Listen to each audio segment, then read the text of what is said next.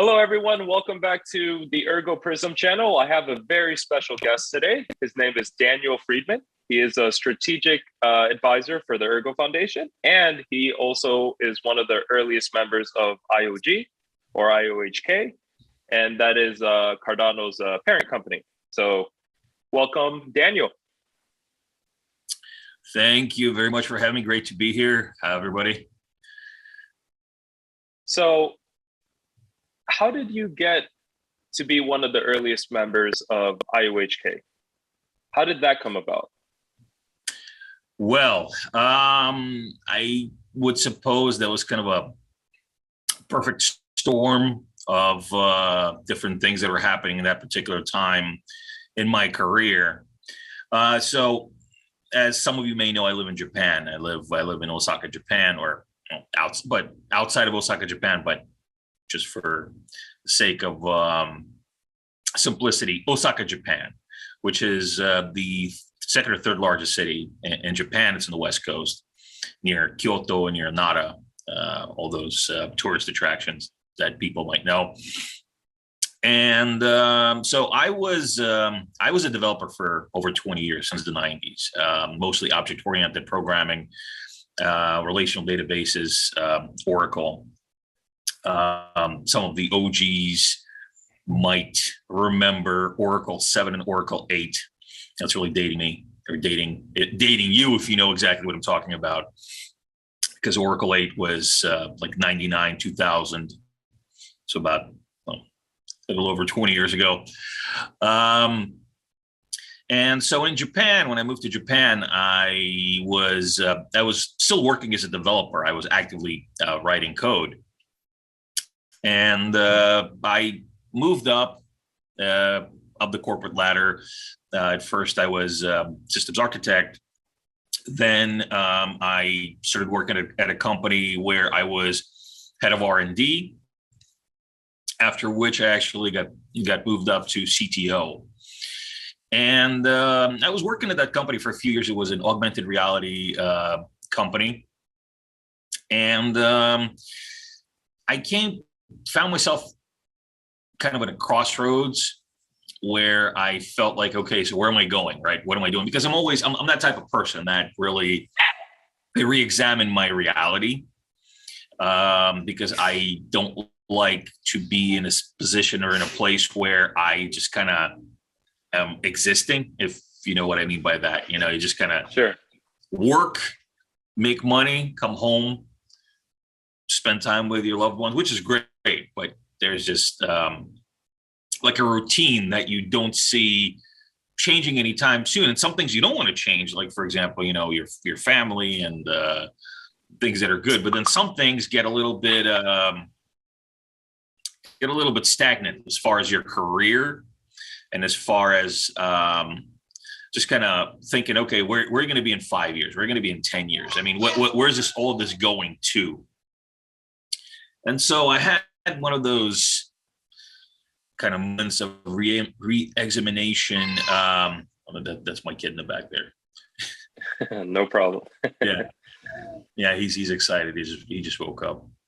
I had one of those moments of, you know, kind of career path re-examination at around 2015, and just kind of started looking for new opportunities, because even though I had pretty nice position at the company I was working at before, I just didn't see it moving. You know, I just didn't see myself. I always wanted to do something, you know, that matters.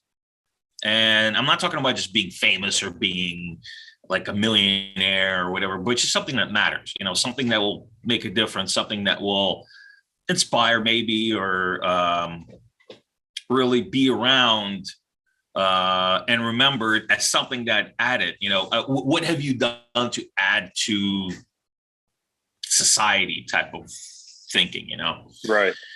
And so, and really, don't get me wrong. I wasn't like going around looking for like, oh, so what job can I take to be really influential in society's, you know, path or whatever. Right. But I was just kind of thinking, where's this leading? And so I started looking for new opportunities because I just didn't see that happening in my past company. And so a mutual friend introduced, and I was already hearing things about input output. They were just getting started literally like a few months before. Somebody else showed me, in fact, the first head of HR was also a friend of input output, was also a buddy of mine. He also lived in Osaka, Japanese guy. And he also kind of pointed me to it, and I said, "Oh, what is this? What's up with these guys? Like, what is, what are they doing?" And at that point, I was already exploring blockchain tech, around 2015 to early 2016, because it's still fringe, and it was still fringe back then, and just really interesting.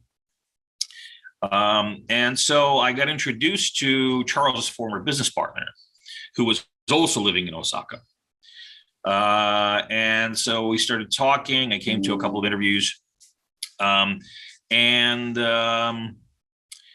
We basically decided that, they needed a lot of things. They needed somebody who could professionally manage the project of basically the pre-sale app. So the entire pre-sale was ran on this piece of software, which did everything from managing individual pre-sale packs for people who bought ADA in a pre-sale, to distributors, to KYC, AML, all these different things. It was all run by one app. And up until then, they were dealing with Japanese partner company that spoke no English, and IO didn't speak any Japanese. And IO was just kind of they were still kind of doing things just to get them done. There wasn't much infrastructure there just yet. So they decided they needed a professional project manager. They brought me on. And so I took over the development of the pre-sale app, which was basically ran the entire pre-sale. And that's how I got started. And like I said, I had a couple of interviews with Charles' former business partner, and then I had an interview with Charles. And up until then, I was a little bit, I'd say, hesitant, because I just didn't understand how they were going to make money. How do you make money in this? Everything is open source. Okay, so you do the pre-sale. Okay, so you get that, but I'm thinking, okay, well, but that bootstraps the ecosystem. So where, like, what's the big deal? Like, where's the juicy part? And then I had the call with Charles, and they just put everything in perspective. We had like an hour-long conversation, and he kind of laid it all out for me, how the company was going to work, what they were doing. And I was like, wow, I was really blown away. Like, okay, now I get it. And now I get that what they're doing, and now I get that I have a lot more learning to do, because I just didn't get it on that level just yet. That was on a totally different level than what I was used to. So I guess that's how I got into the ecosystem, and that's how I got in there so early. It was kind of a bit of a serendipitous thing, but also a matter of I was looking for it, and it found me. Wow. And fast forward a few years later, literally 6 years later, you didn't even have to wait that long. Really, 4 years later, you're pretty much side by side with one of the most prominent and smartest individuals in the crypto space that has a larger than life presence, which is it's a double-edged sword in crypto, but definitely Charles does a great job of making Cardano known and expressing his thoughts, and everybody seems to know him nowadays versus maybe a few years ago. And you're in pretty much, you joined the early stages of a top 10, in some cases top 5 blockchain company in terms of crypto industry market capitalization. So that's pretty remarkable. And now you are a strategic advisor for Ergo as well. And you have one of the other smartest people in the crypto industry in the form of Alex Cherpanoy. And he also used to work for IOG, and he still is, I believe, in an academic, a researcher capacity at IOG, technically. So now you are between both of these blockchains. So what I want to ask you next is, how did you stumble upon Ergo? How did you get involved with Ergo, and what is your role here as a strategic advisor in order to grow Ergo? And if you could talk about Alex at all and how you came about to meeting him. Yeah, sure. So, well, I've been knowing Alex for a long time. I've known Alex since I joined Input Output. Right. Yeah, he's one of the top researchers, and he was very instrumental in putting together basically a lot of the groundwork that Cardano runs on. And so, we have big Cherpanoy fans over there. Yeah. We have the next generation of blockchain pioneers right there. Yeah, right now he's watching cartoons, but pretty soon he's going to be writing code and helping Papa. That's usually how it goes. You go from cartoons to code pretty quickly nowadays, I hear. Yeah, I guess those those youngsters. Yeah, back in my day, we all had to use the same computer and have to walk 20 miles into town to use the same computer to code. Right. So, well, Alex, right? So Alex, I've always, I've known for a long time. And actually, Ergo, when it just launched, we at IOG were already talking about how to work with Ergo and, different ways how we can help out the project, because, Charles loves Alex. And, for obvious reasons, Alex is brilliant. He's a fantastic researcher. He's a fantastic creator. And so myself, I was involved in a couple of things that we were doing with them previously through IOG. And then, fast forward a couple of years, a few of my personal friends were asking Ergo because they're personally invested in Ergo, really close friends, and they're actually pretty heavily invested in Ergo. I think they might be some of the top holders of Ergo. I mean, I'm not sure, but I think they're, their holdings are pretty significant. And so they know my work, obviously they know my work with Cardano because they're also Cardano fans. And also other projects that I've worked with in the past in the crypto space that I advised for. And so they said, "Hey, Dan, why don't you see what you can do for Ergo?" Because it's such a smart project, but they are lacking things like marketing, like just kind of mass adoption and these things that would really push them over the edge, and just to make them into into a successful project, into something that is mass adopted, and then basically where they belong, because this project belongs at the top because it's so smart, it's so well built, it's so robust. The tooling and everything, the science behind it is just it's such a great project.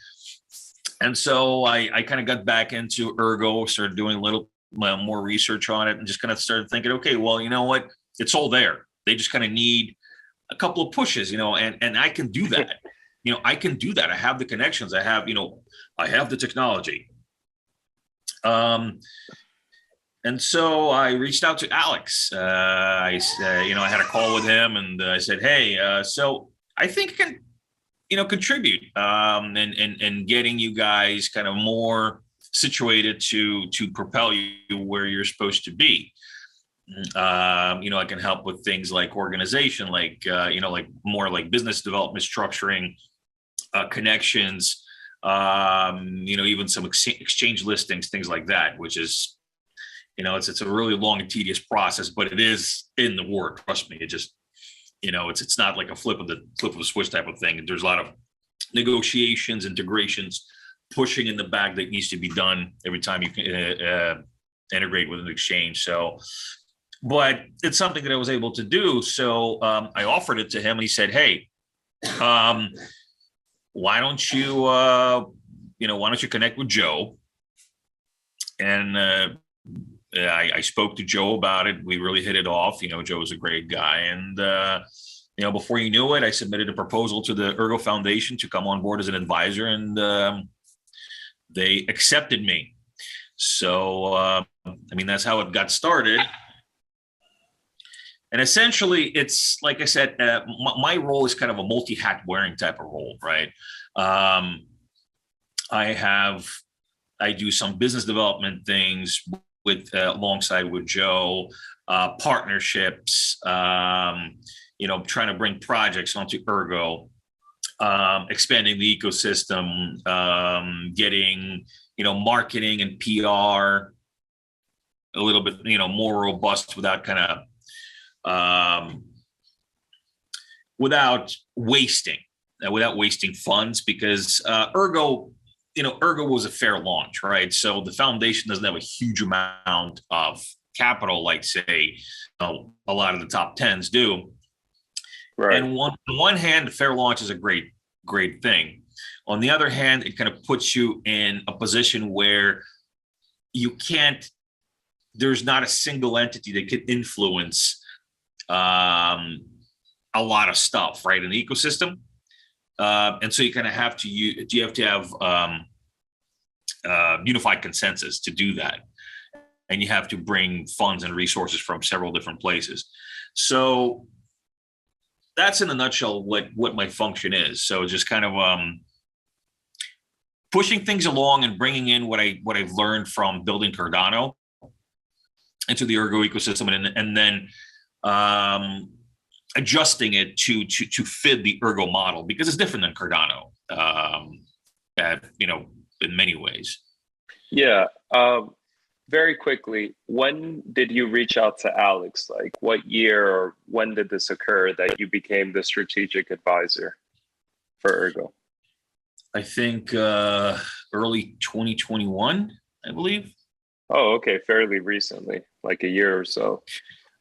Yeah. It was. I can probably look up the exact date because it's still in one of my chats with him. But yeah, it was last year that I actively became involved. Up until then, I was more, kind of on the sidelines, trying to see what I can do. But yeah, I actively started working. Yeah, early 2021, I believe. Yeah, I kind of feel like that position as well, like making this show and becoming more active in the community, kind of sitting on the sidelines, seeing what other people would produce, and then saying, well, how can I chip in? How can I help grow it in a genuine way? Because after a while, you're like, oh man, Ergo, like you said, has all of these different features and powerful tooling. We have a great, albeit small community, but very great, healthy community that isn't toxic and filled with all of this combativeness with other chains and things like that. And then after a while, you begin to see like a little vacuum of space. You're like, I could fill that up, and that'd be great if I filled it up. So the next person can come in and already have that there, and maybe they'll do, put another brick on top of the one I laid down. And that's how it usually kind of forms at least in my head over time.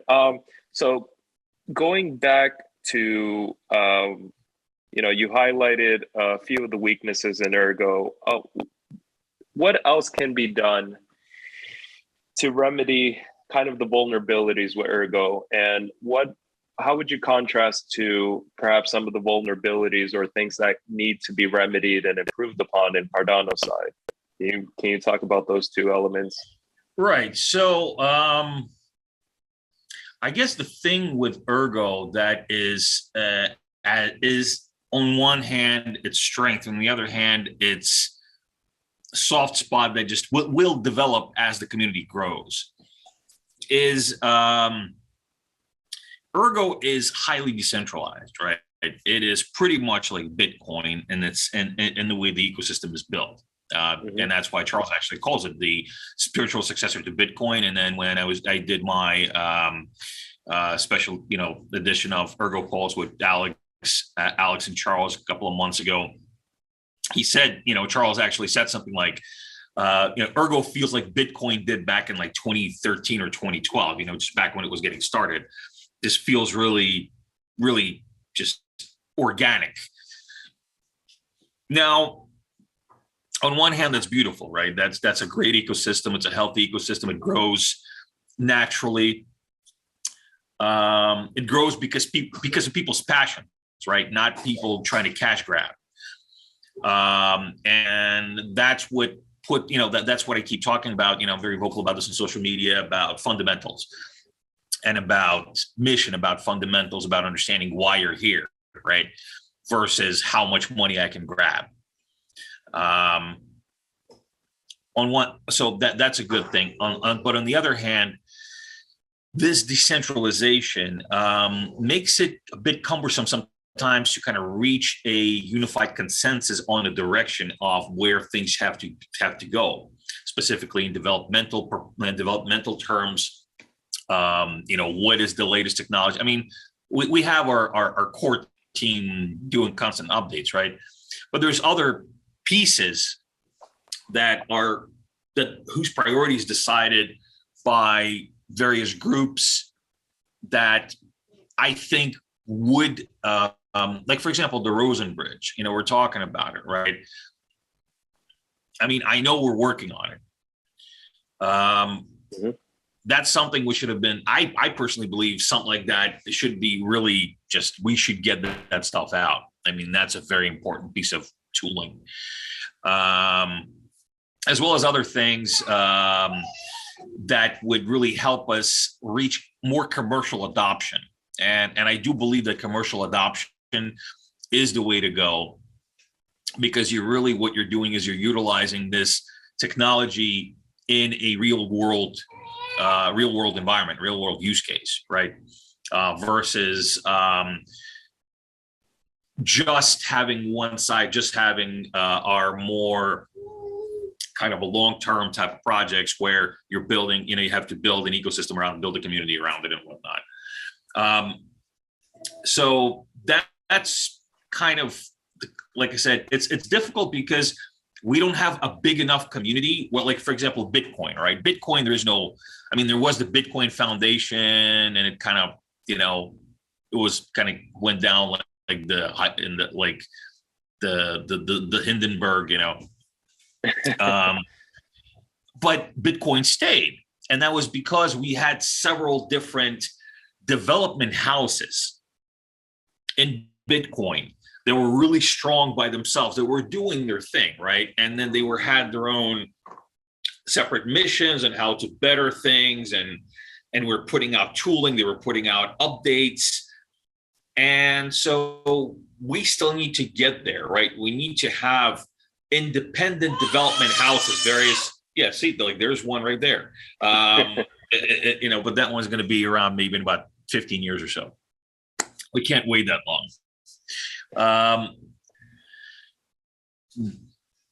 So as the blockchain evolves, we're going to have to develop more like stronger development houses, various development houses that will churn out these different updates, these different sets of tools that are going to be focused enough on these different things where you don't have to kind of get everybody to come in. Okay, guys, come on, huddle. Let's build this one thing. Huddle. Let's build this other thing. And so it'll take time, but that's something that we really need right now. And I hope that this is something that we already will be there. Well, we already are pushing for it. And I just hope that the community will start focusing more on, not waiting for the core team to do stuff, but get your own teams, get them strong. And there already are teams, obviously, ErgoHack, we have teams. I'm talking about not just product teams, not just teams build their own product, like, Sky Harbor, like Night Owl Casino, which are awesome, ErgoPad, again, an awesome project. Love it.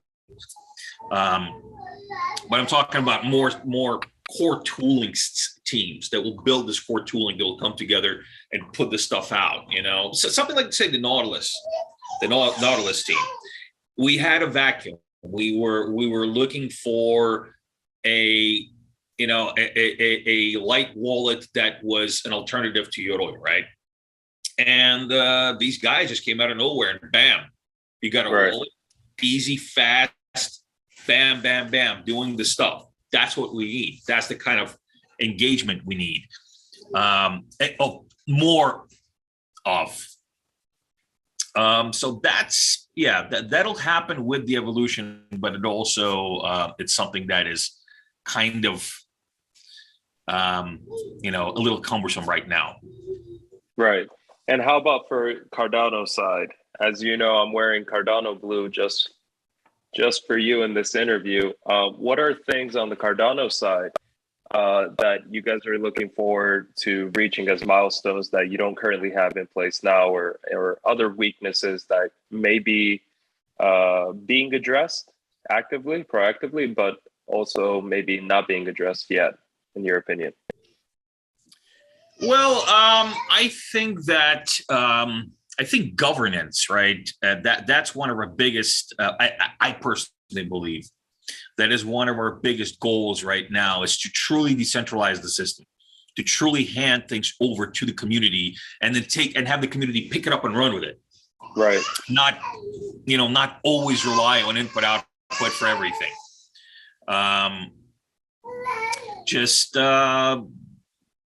To complete or to evolve that part of the vision, because really also Cardano takes fundamentals from Bitcoin. That's the vision. The vision isn't always forever. IOG is going to be developing the core forever and ever and ever into, till the end of time. And to have the community utilize this tooling, and it's already happening with companies like, say, DC Spark, for example, as well as other companies that are out there that are independently building solutions on Cardano.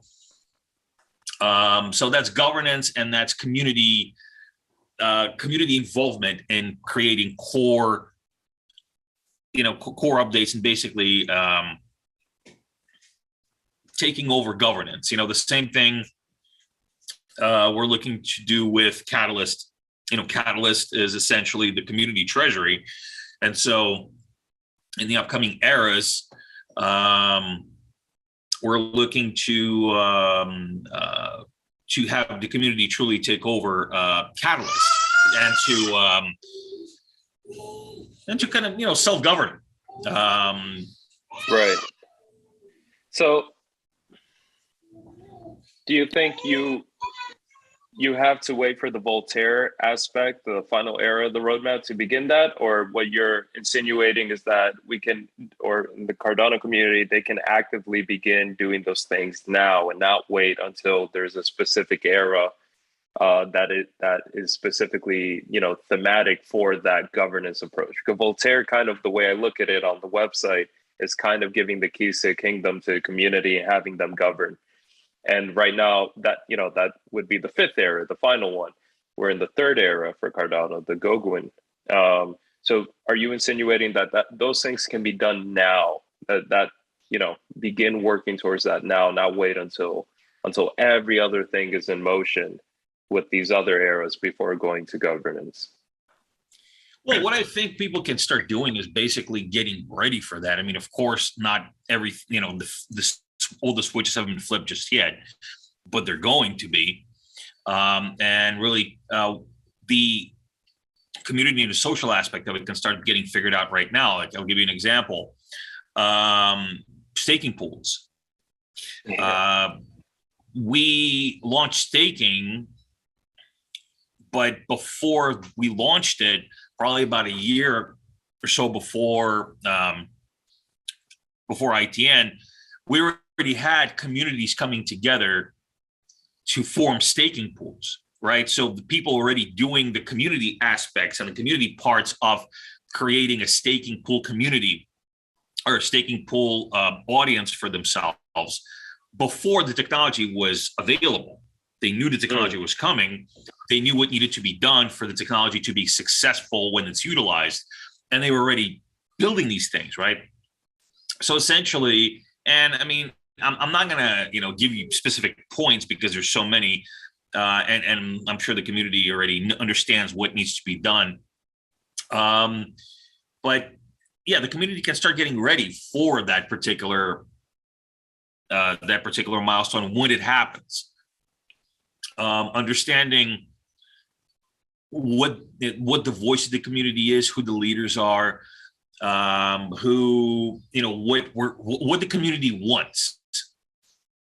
Right. And it's been happening more and more in the Cardano community. For example, we had this, outside community sometimes, even the Ergo community looks at the Cardano community sometimes like, there's always drama.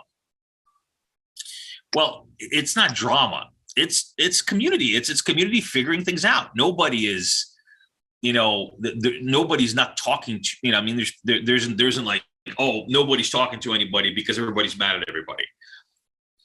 No, people are vocal. People speak out, and that's a good thing. I always welcome that. I always welcome constructive criticism. I always welcome solutions being offered. It might not be the right solution, but at least say something, at least offer a solution. I think that this should be done like this because of A, B, C, D. And then we can talk about it. We can debate about it, not argue, but debate. One good example of that is single stake pool operators versus multiple stake pool operators. We have that come up in the community some months ago. And we had proponents of the one model and the other model. And essentially, there wasn't a solution. It's like, we're going to go with, everybody should stake with single stake pool operators. No, there wasn't like a unanimous consensus reached, right? So, no, multiple stake pool operators are not good. We should do single stake pool operators, right? And then on the other side, there wasn't a consensus reached that, multiple stake pool operators are best and single stake pool operators can just, go and do whatever with themselves. But we reached and there's still, there's still conversation about it. There's still, people are still have their own opinions about it, but we reached, I guess,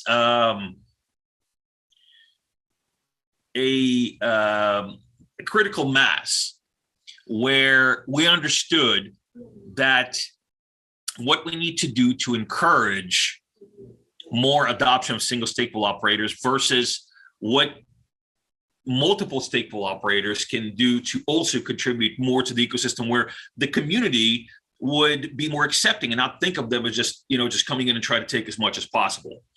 And personally, I don't want to take any public stance on this simply because I work for IOHK, and both single stake pool operators and multiple stake pool operators are, I talk to them quite often, and I respect a lot of what they do, but both, single stake pool operators and multiple stake pool operators. But right. At the end of the day, they are your de facto miners, right? They're the ones helping to secure the network. You don't want to make anybody too unhappy because they're all essentially part of the security of the network.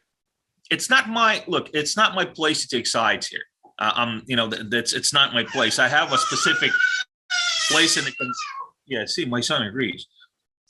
I have a specific place in the community. I have a specific, I have a role, and my role isn't to take sides. My role is to be there to defend, to better, and to clear pathways for our evolution in both Cardano and on Ergo.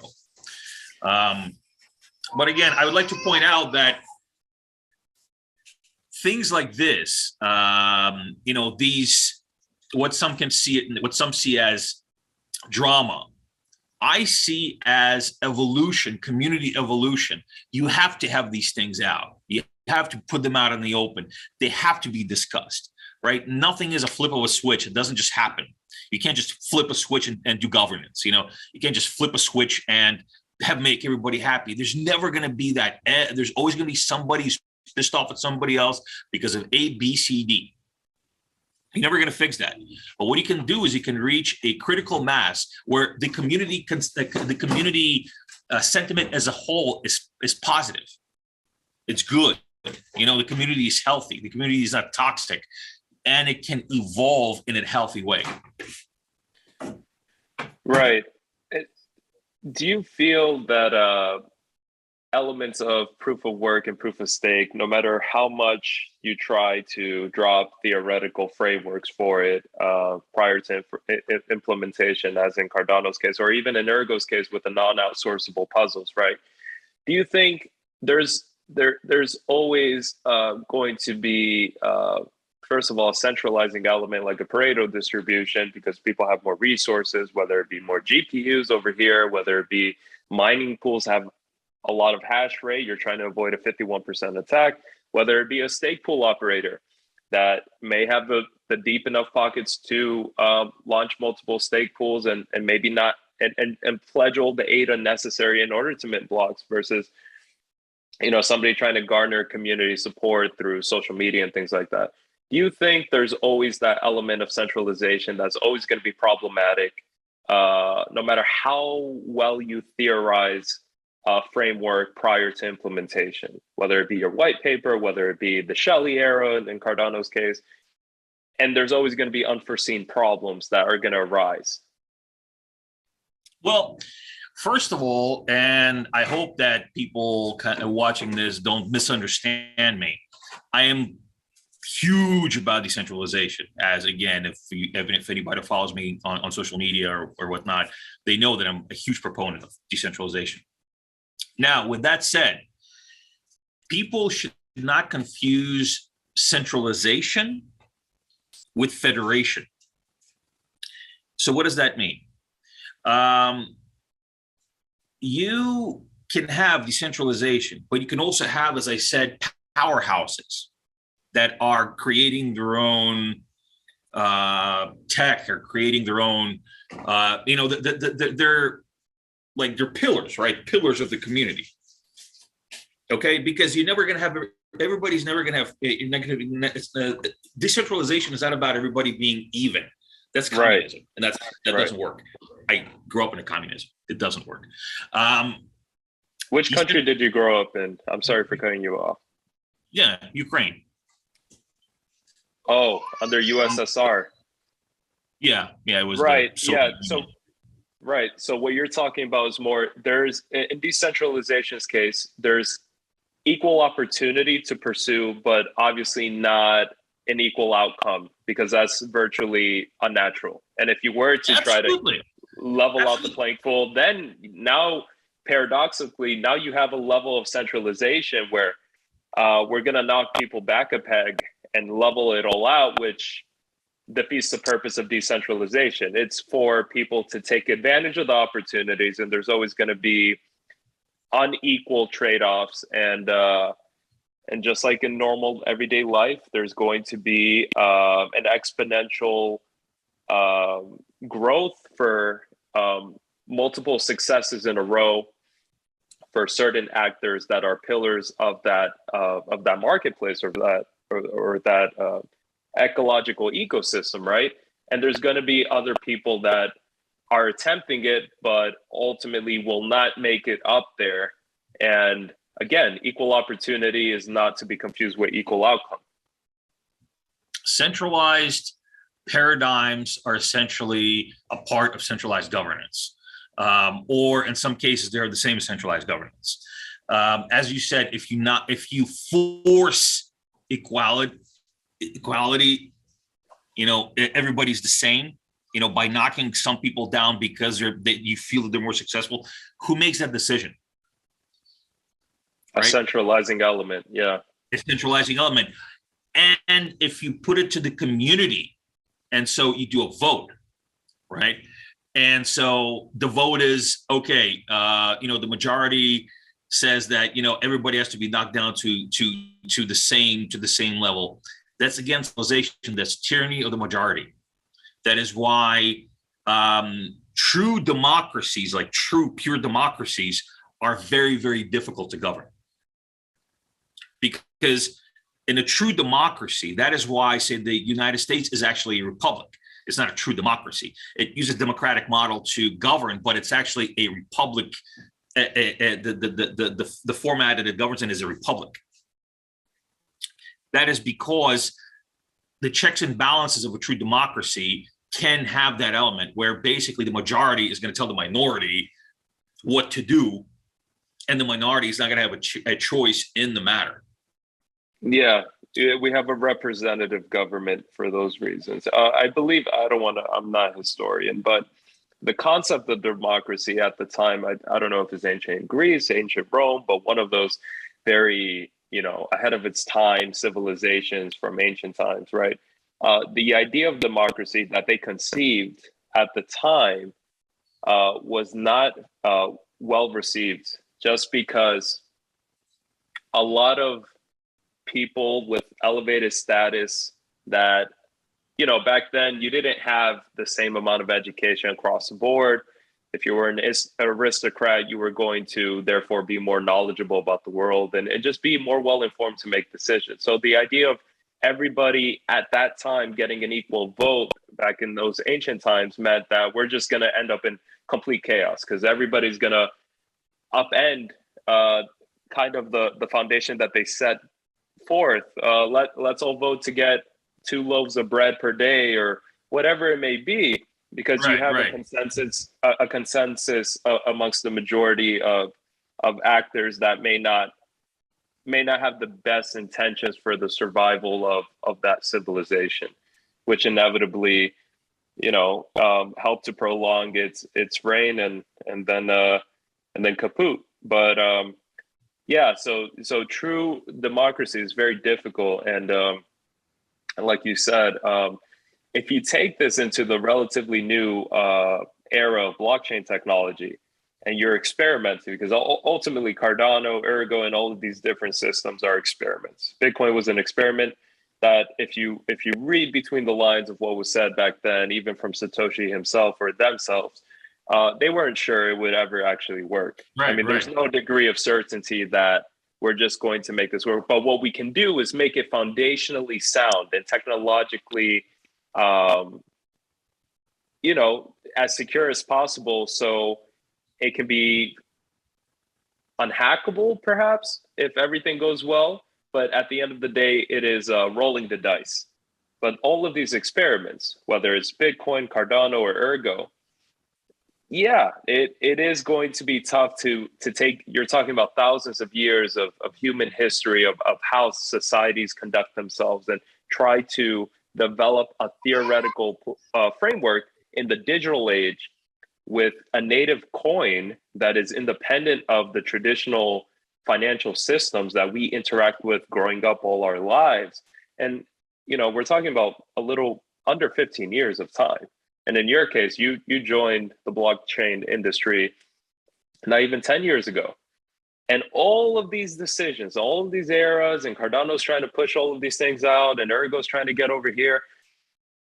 And in this first to market type industry where everything's so fast paced and technology just has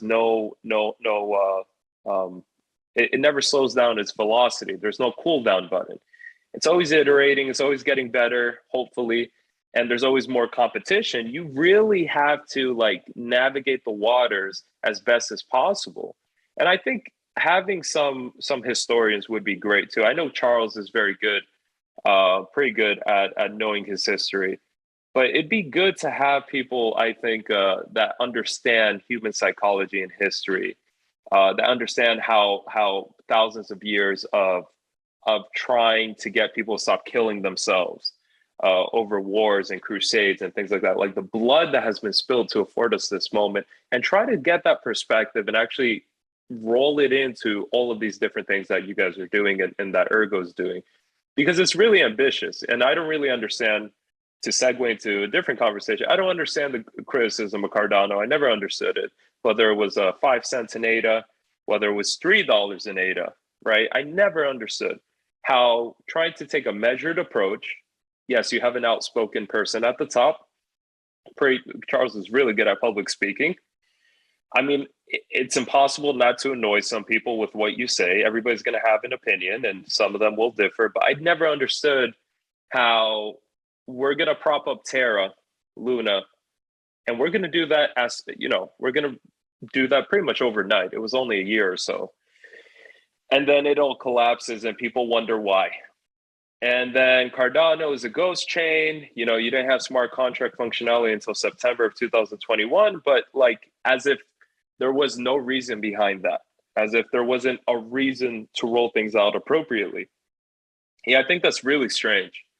I think that's a really strange thing to just criticize this one blockchain. You're still in the top 10, I believe, right? And in market capitalization. And, you know, things are happening, right? And I just don't understand it. I don't see that intense hatred go to any other chain. Maybe because the people at the top are more diplomatic, they're a little more quiet. They don't have AMAs all the time. They're not publicly available to criticize as personally as Charles is. But I never understood it. Do you have any idea why that is? Why Cardano gets so much hate from random chains and community members? It's emotion. It's emotion. Look, there's constructive criticism and there's emotion. We're always open to constructive criticism. We're always looking for ways to improve. But look, don't try to present bullshit as constructive criticism, because we're going to see through that. We've been around the block. So really, the criticism that we receive is like 5% constructive, 95% pure emotion.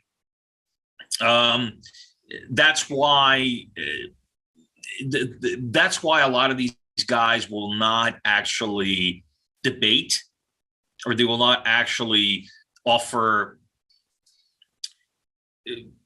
constructive debate. They will just basically sling mud. You know, it's so slow. Cardano is so slow. It's only one transaction per block or some BS like that. You know, not understanding how the EUTXO model works at all. Or some other crap. You know, they're a ghost chain. It's just a wallet. They don't have smart contracts. They don't have NFTs. They don't have this. They don't have that. But in the end, look, we've been around since we launched in 2017. We're still here. And you had a lot of these competitors, a lot of these guys that were slinging mud burn out. Why do they burn out? Because in the end, this is not a cash grab. This is not a scam. This is not somebody just out there just trying to push stuff out just to make a name for themselves. We're here we're building something that's supposed to last generations. And that's why I say, if you're building a product that's supposed to last generations, 20, 30, 40 years, who gives a shit if it's 6 months later, a year later than you thought it was going to be? In the end, building it right always wins over building it faster, because it's not just about first to market. It's about staying in the market. It's about longevity. It's about sustainability. Because there could be some new blockchain that jumps out of nowhere and starts grabbing all this market cap and market share and getting people over and blah blah blah blah. But look, if it's built with sticks and stones and and hay, it'll fall apart. If it's built with bricks, if it's built with the right stuff, it'll stay. And you can build stuff especially not in this ecosystem. And I'm not going to go too much into what I'm doing right now, because I have a video coming out literally like today or tomorrow about what I'm doing with my project. But when you I'm building something that is supposed to be a very robust, and it has to be a very much a bulletproof type of a financial system, a financial data system that is going to have a lot of big financial transactions. It has to be, the tech has to be. Nobody should worry about the tech. They should worry about what they do, not that the tech is going to break. That is how you get mass adoption. You don't have to worry about what's under the hood because you know that works. What you have to worry about is your own business. And it's taken a while. It's taken quite a bit of money. I'm going to be building it in Scala, Rust, and ErgoScript. And that kind of stuff takes time. Building things like this takes time. Making sure that you have zero fault tolerance takes time. You can't just throw this shit out and just pretend like it's going to stick because right now you can't grab that cash. Right now you have that cash in your hand. If you're here a year from now, if you're here 5 years from now, and you can still stay even around where you're at, and you have use cases, and you have a community, and you have things happening, things building, and things evolving, then we're going to take you seriously. You mentioned Ergo being in the top 10 or 20 by market capitalization, just because of the platform, the platform's technology and the tooling, and just being open source and allowing anybody to come in and build as a sort of like a intertwined Bitcoin and Ethereum, but better on all fronts. In your opinion, how long do you think that would take, or would that depend on the community building up the utility for the native token or coin? Not that that matters as much as what's being built, but profitability for miners would, that'd be a great thing as well. Having obviously more dApps and other use cases come up. So I just want to ask, what do you think, from your opinion, being at the ground level of Cardano, when it was relatively unknown, it was just getting started, and now you've watched this journey go from the ground up all the way to the top 10, top 5. What do you think it would take for Ergo to get there, and apart from what we've mentioned already, and how long do you think that could take? Or what are the variables involved to make it that? Well, okay, so with Cardano, there wasn't just like this one moment where, this thing happened and we just blew up.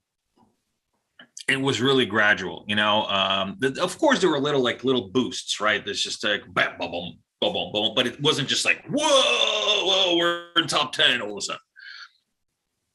No, we launched. And yeah, I mean, there was quite a bit, we did some marketing around that, and we had events, and we kind of, did meetups and just do things to, promote what we're doing. But there wasn't really just this huge thing that just all of a sudden happened and bam, we're number 1, or bam, we're number 5, bam, we're number 10. It was gradual. It was about development. It was about community building. It was about community expansion. It was about bringing more and more people over. And I don't want to use that term because it kind of sounds cultish, but more of bringing people to understand why Ergo is important, why Ergo exists, why Ergo and not somebody else, or why Ergo and somebody else, why it doesn't have to be just one maxi world where we live in. It's all about Cardano and everybody else sucks. I mean, look, I helped build Cardano, and I'm not like that, obviously, because I also work with Ergo as well as other ecosystems. I understand the pros and the cons. I could be a huge proponent of something, but I will never be a maxi. I think maximalism is ridiculous. It's stupid. So Ergo, we just need to keep doing it. We need to and I've seen this the past year, when I just started an ecosystem, I mean, there were a few really, really solid things happening. And then I saw in the past year, this ecosystem just exploded, and we already witnessed it. Look at all these great projects right now at ErgoHack compared with like ErgoHack 2. We just have this amazing ecosystem just exploding right now. People are building more and more things. Like I said, I mean, there's, I don't want to keep pointing to specific projects because there's just so many great projects out right now. They're being built in an ecosystem. We just have to keep doing that more. We have to keep creating more use cases, more dApps. And I keep stressing this. We need commercial adoption. I'm working on this. My project is going to be focusing just on that commercial adoption, mass commercial adoption for Ergo, and mass commercial adoption for EUTXO. But I can't be the only one doing it. My team cannot be the only one doing it. We need other teams that are going to be out there, like say ErgoLine, for example, a great project. And they are, and it is in a way commercial adoption. Yeah, it's banking the unbanked, but it is in a way commercial adoption of Ergo, and utilizing our tool set to bring more opportunity to people. The same with my project, and I hope more and more of that happens. More and more mainstream use cases that the everyday person can use. Because really, what is Ergo about? What are a few of those use cases that you would think would be low-hanging fruit? Not in terms of difficulty, being easier or anything like that, but what would be the low-hanging fruit of people could use this immediately if it were built? What use cases do you envision for Ergo and even for Cardano going down the line? Well, I think one of the biggest use cases right now is really identity and identity authentication and just DeFi, micro lending. I think that is a really nice low-hanging fruit that's already been tested. We already have various models that are built on successfully and unsuccessfully, so we can see what worked and what didn't for other chains, for other projects. So we can focus on that. And as we progress, other things will also become more and more evident for us. Like, for example, utility NFTs. That's something that I think can be huge. And this is actually something I'm going to be I'm utilizing for my project as utility NFTs. I think that's a huge thing that Ergo specifically can really take the lead on. It could be music NFTs. It could be, of course, it could be art. But it could also be music NFTs. It could also be just various utility NFTs for identifiers, for digital identity, for traceability, for various other use cases. Cardano has a Go. I don't want to get it wrong, but Go key, and I think I'm pretty sure they're built on Cardano for titles, for property, for home, for plots of land, Yep. for saying what lot belongs to who in Oklahoma, which you would define as a utility NFT. Do you think one thing that I thought of when you were talking about different use cases was is there a way you think to onboard fiat directly, for example, into the Ergo mobile wallet, or to get paid out in Ergo and then have a fiat offboarding tool where you basically are allowed to have the everyday person be paid in a certain thing and then immediately just get the cash to use in everyday life until we become more interoperable with things in everyday life, just kind of like without using the exchanges, mind you. Absolutely. I think that fiat on-ramp, off-ramps are a very, very good tool right now for encouraging more use of the blockchain. For example, if you have an on-ramp, off-ramp for fiat, and you just have like a conversion tool for various currencies that it goes goes into, but all the settlements are made in Ergo, for example. Right. That's a great thing. Because again, you don't have to deal with all this different infrastructure bureaucracy of the legacy banking system. You can utilize the blockchain, and all you really do is just utilize the on-ramp, off-ramp. For example, a good one for the Cardano ecosystem are Coty. Coty created A2Pay, and they specialize in not just small in payment systems. So I do believe good payment system on Ergo would be a great use case, and something that could be utilized widely, and something that's, I know it might seem kind of a boring use case. It's like, whoa, payments with crypto. Wow. Okay. Tell me something I don't know, but look, it's a use case. It's something it's fairly easy to do.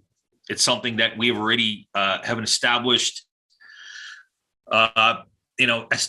business paradigms for. Right. It's something that we can utilize. Why not? Why not? Yeah, it feels like that use case would be the one that hits the most people right in the heart at home. It is your money, it is your buying power. How can we make that more fluid between, a Turkish lira or a British pound, or any of these different fiat currencies? And how can we easily allow the liquidity between you going from your paycheck back to Ergo or even Cardano, and then, hey, maybe you did make a bit of money, and now you want to do it without having to do all of these different verification methods with exchanges, or learning how to really transfer funds from one wallet to another, waiting for Coinbase to process your withdrawal for 3 days. Hey, you reach your maximum limit for today. I feel like that would be like the main thing. And then if you get a regular person to use it, let's say somebody's mother, somebody in the community, they get their mother to use it. Hey, look, block rewards for Ergo are going down soon. Even though we're in this bear market, I think your paycheck in a few months might look better, but know your assumptions and all that, right? And then she's able to do that.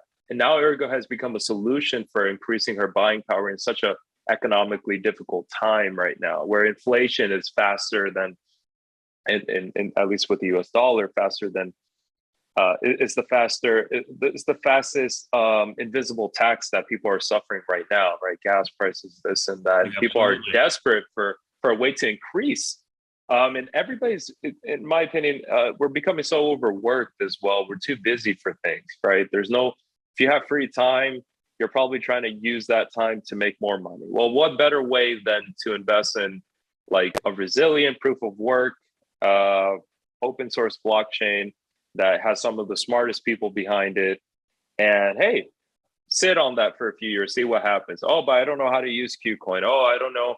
I don't want to sign up for Go. I don't feel comfortable giving up my driver's license. There are too many steps right now. Just generally too many steps for the average person. Like for my mom, for example, my mom, I love my mom, but her and technology are just not friends at all. My father and I have given her probably at least 3 or 4 different smartphones, which are laying in her house that she can't use anymore. I don't know why. She just won't use them. She just says, I'm not going to use that thing anymore. We just got her a regular flip phone. She knows how to use that. I got her a laptop. She called me on Skype, gave her a password, said, just write this down. I had to change the password about 3 or 4 times because she kept forgetting her password. And then every time she would call me up and tell me, they're not letting me in. They, like, who are they? They're not letting me in. They're not letting me into Skype. I'm just so it's like you have to tell her, hey, give the bouncer $20 extra and they'll let you in. It's like there's like Skype gnomes out there that are just not letting her Skype gremlins. that are just stopping her from logging into Skype and stealing her password, so she can't use Skype. And this is okay. So yeah, I mean, it might be a bit of an extreme example, but still, if I can get but my mom knows how to use a credit card, right? She knows how to do that. She knows how to pay bills. She knows how to do that. If you really focus on a person like my mom, to bring them a solution that they can use, that they understand how to use, then you will get massive adoption. And that's what you really have to focus on is kind of that type of thinking. I mean, okay, all right, maybe you might know how to use know how to use a smartphone, okay? But aside from that, I mean, even my dad was in IT for over 40 years, and he still gets confused about using exchanges. And this guy was one of the senior systems architect for Unisys for like 15 years, so making big decisions with big amounts of money for big companies. He still gets confused about exchanges.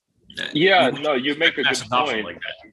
You make a good point. I think about the most profitable companies in the world, and how people interact with them daily. They have you mentioned this a lot in the AMAs that you do weekly with Joe. People don't care really usually how things work. They just want it to work and to be simple. You don't care how google.com functions. You know that little friend will give you, it is your gateway to this massive internet. You don't care how Amazon gets your package in a day or two. I mean, maybe ethically you might care, but you don't know how they do it, but you're getting, your Chinese made products over, and 70% of what Amazon sells is from China. But anyway, you're getting your product from them and you're just happy you got the solution. You're not worried about how it functions. You're not worried about supply chains and what time the parcels come in, and this is why it took an extra business day. You just want the thing to work. And I feel like if you get people on Ergo or even Cardano to at least get the fiat onboarding and offboarding without so many middlemen that are complicated to use, that's when those regular everyday people, especially once their investment returns back, Ergo is seeking that storage of value use case as well, which is very ambitious and as well with proof of work mining. But if you could do that, then people begin to get curious about what else they can do with their Erg or ADA. Hey, Night Owl Casino, maybe I'll give that a whirl. I made $50 extra or something. I'll use my native token coin for that. Or maybe I'll buy an NFT with that. Now, who are you getting to buy your NFTs? Regular, everyday people, not people that are in this tiny community online called, the Ergo community. You're getting a regular person that doesn't realize they're part of something bigger, even at that. So yeah. Yeah, absolutely. Absolutely. You can't expect everybody to know what's under the hood, and you shouldn't. It just, like you said, it just works. Credit cards, how many people know how to use how the Visa network works? They don't. Most people don't. They just know it does. They just know they swipe their card, it goes onto credit, then they have to pay it off at the end of the month, or the debit card to just pull stuff out of their account. Amazon, you order, you don't care. I mean, look, you don't have to be intimately involved in their supply and logistics chain, right? You don't have to know how UPS tracks their packages and does stock updates. You don't care. You shouldn't have to care. You just know it works. You just know that you'll get your package. You order what you want, you get it. You pay for it, you get it. It's done. It's in your hands. And you're absolutely right. If we have a tool and to just onboard people to utilize the system for something as simple as payments, then absolutely you can show them, well, look, what you're actually holding is a currency, just like the dollar, just like the euro, just like the British pound, just like whatever, Turkish lira. It's a currency that can be used to acquire goods and services within an ecosystem. And there is this Ergo ecosystem. So why don't you take a look at the ecosystem and all these things that you can actually do within the ecosystem?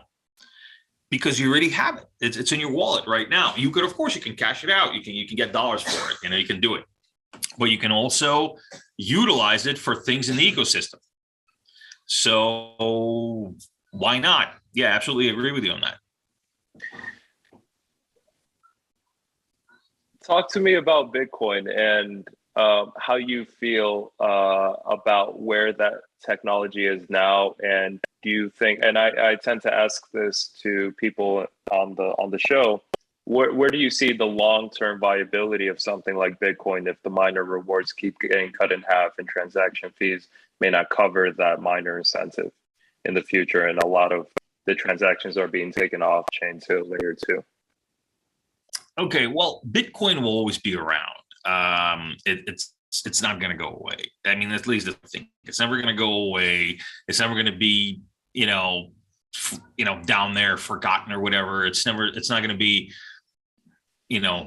next computing. Those are the guys that are actually the ones that came up with multitasking. Before Windows did, like 10 years before, they had multitasking back in the 80s. But not many people know people know Windows. Windows did multitasking, but actually multitasking was around back in the 80s through this company called Next Computing. Bitcoin is never going to be that. Bitcoin is always going to be prominent. It's always going to be around. Whether it's going to be, I think in the end, it will kind of find its place at the top, but it's not going to be king forever, I don't think. And as you said, as rewards shrink, as the barrier of entry into actually mining Bitcoin becomes more and more, pricey, higher barrier of entry. I think you're still going to have a really dedicated community. Just stay there. A lot of the OGs are going to, quite a few of the OGs are going to stay there and just kind of keep doing it just because it works. But eventually what you're going to see is a lot more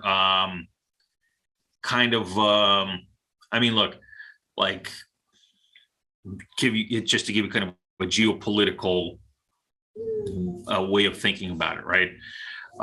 The UK, it was the empire, right? 19th century, early 20th century, it was the empire. It was everywhere, right? It was the biggest empire in the world, even, rivaling the US. The US was still young, 18th, 19th century. The UK or England or the British Empire, right?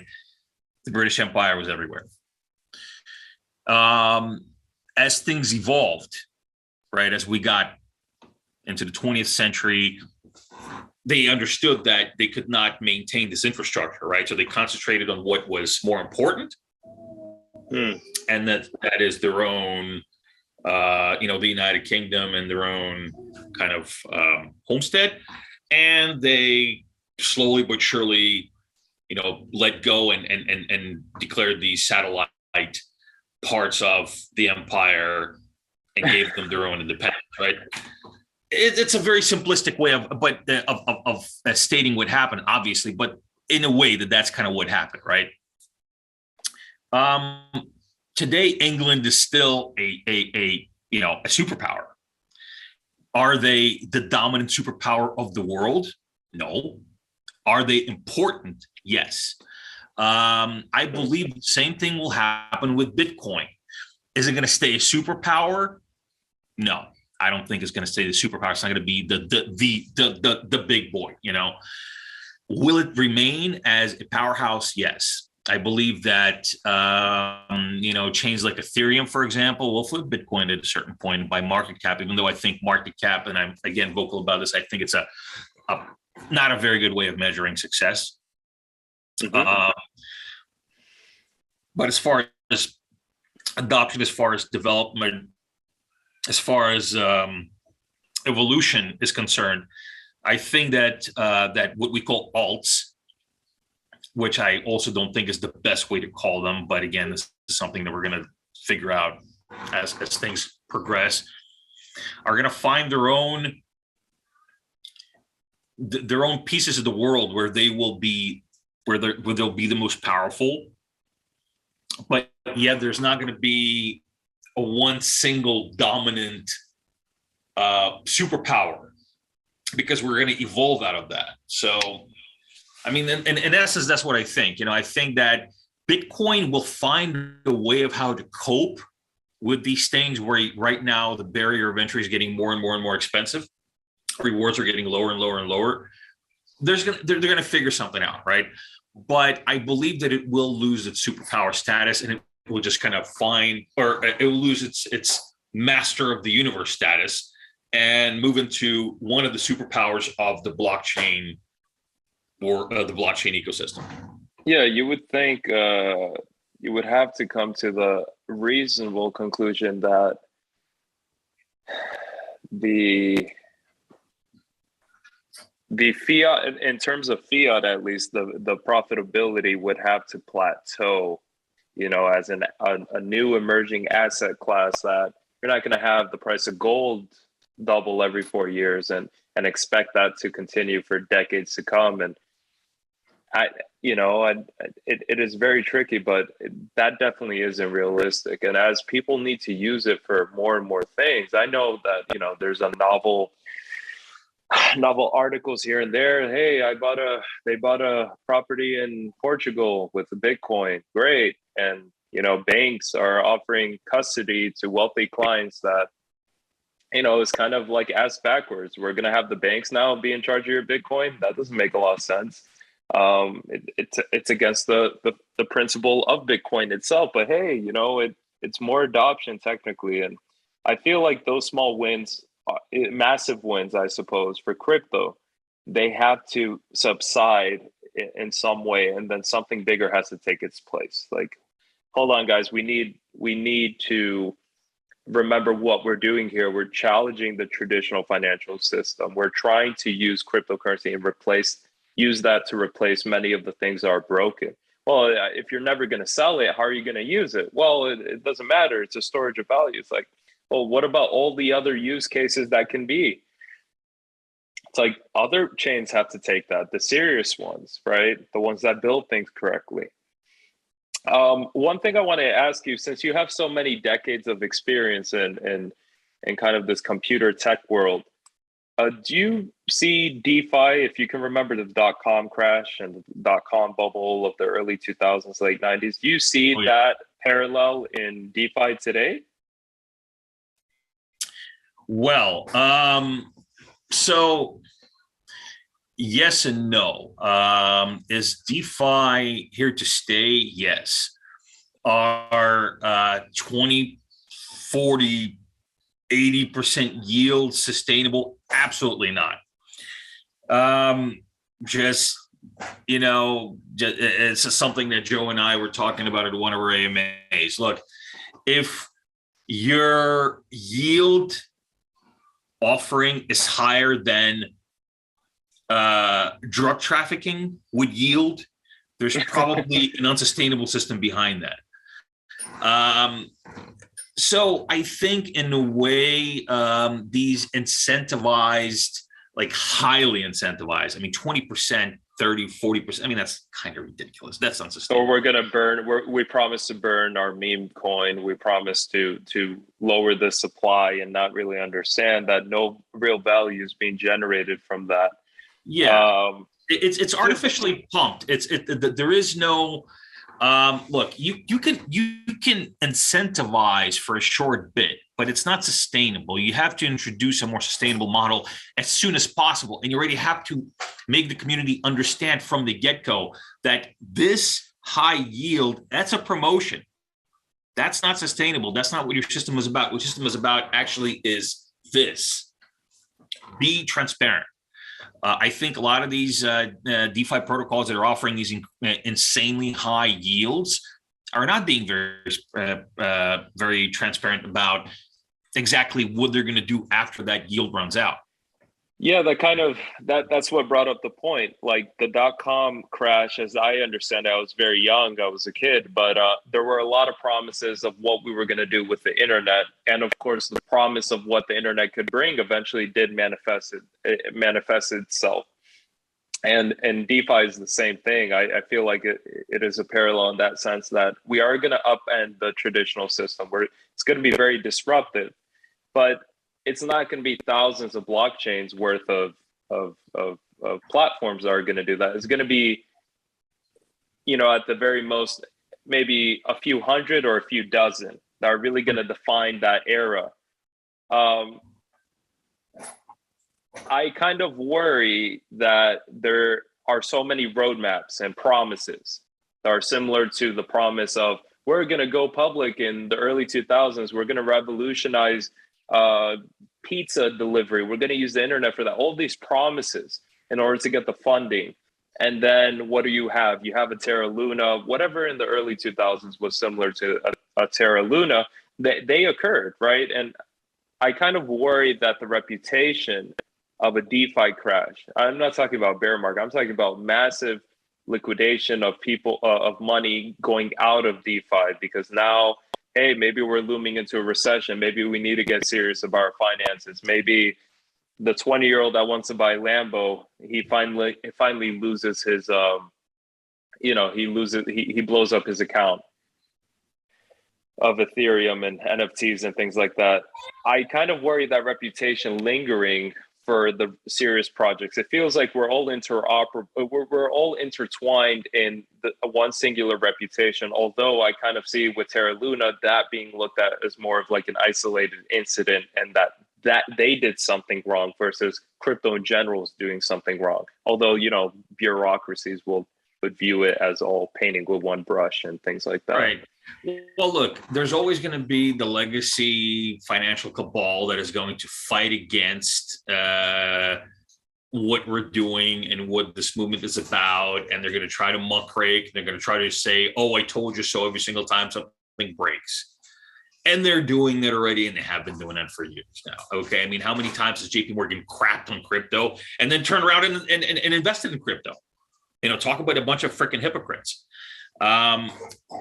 I mean, it's the same thing with DeFi, right? So is DeFi, I mean, a lot of this DeFi sustainable the way it is right now? Not really. Is it here to stay? Yes, it is.